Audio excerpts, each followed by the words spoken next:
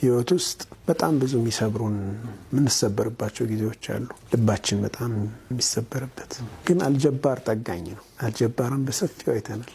አላህ በምን እንደሚጠግን አታውቅም፣ ግን ወደሱ መዋደቅ አለብህ። اللهم إني أشكو إليك ضعف قوتي وقلة حيلتي وهواني على الناس.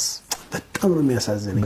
በቃ ነብዩ ሰለላሁ ዐለይሂ ወሰለም የነበሩበትን ስብራት በደንብ ያሳያል። ግን መጠጊያቸው አላህ ነበር። በቃ اللهم إني أشكو إليك ወደ አንተ አቤት እላለሁ፣ ስሞታዬን አቀርባለሁ። ضعف قوتي የኃይሌን መዳከም፣ وقلة حيلتي የመላዬን ማነስ፣ መላ አልባነቴን ለአንተ ስሞታ አቀርባለሁ። የለኝም፣ አቅም የለኝም፣ መላ የለኝም። ወሃዋኒ على الناس በሰው ዘንድ መዋረዴን፣ በሰው ዘንድ የተናኩ መሆኔን፣ ማነሴን። ምክንያቱም እብዶችንና ህፃናትን ልከው ያስደበደቧቸው በስርዓት እንኳ ሒማያ ልንሰጥህ አንችልም፣ በጣም ይቅርታ ሌሎችን ጠይቅ፣ እኛ ይህንን ከተለያየ ምክንያት መስዋዕትነት ልንከፍልልህ አንችልም መብታቸው ነበር።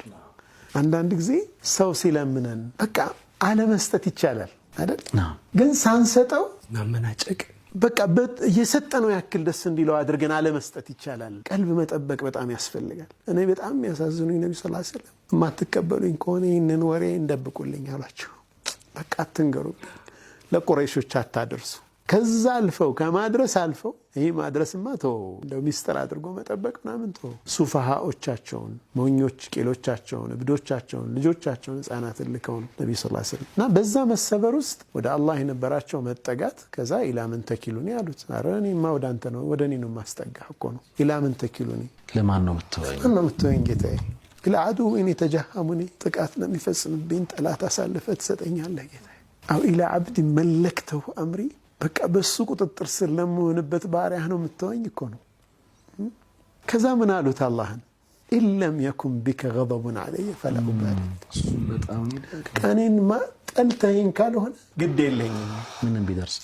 በቃ ጠልተኸኝ ብቻ እንዳይሆን ይህ ሁሉ ስቃይ ሁሉ መከራ ማየው በቃ ስለጠላኸኝ ካልሆነ ችግር የለብኝም እቋቋመዋለሁ እኮ ነው አይደል? ከዛ ግን እነዛ በዛ መልኩ ያባረሯቸው ሰዎች አንሷሮች መጣው እኛ ከአያቶቻችን ከቅድመ አያቶቻችን ጀምሮ በጦር ኃያልነታችን የምንታወቅነን የፈለከው ነገር ቢመጣ ከነፍሶቻችንና ከሚስቶቻችን ከልጆቻችን እኩል አንተን እንከላከልልሃለን አንተ መሐመድ የሚሉ ንግግራቸው የሚያምር። አላሁማ በቃ አንሷሮችን ውደዳቸው፣ የአንሷሮችን ልጆችም የልጅ ልጆቻቸውንም ብለው ነብዩ ሰለላሁ ዐለይሂ ወሰለም ዱዓ እስኪያደርጉላቸው በጣም ይወዷቸው። አላህ በየመሐጣው ማለት ነው መጀመሪያ የዓዳስ ጠግኗቸዋል። ዓዳስ ከዛ ጅኖቹ ጋር ያለው ከዛ ኢስራና ሚዕራጅ ከኢስራና ሚዕራጅ በኋላ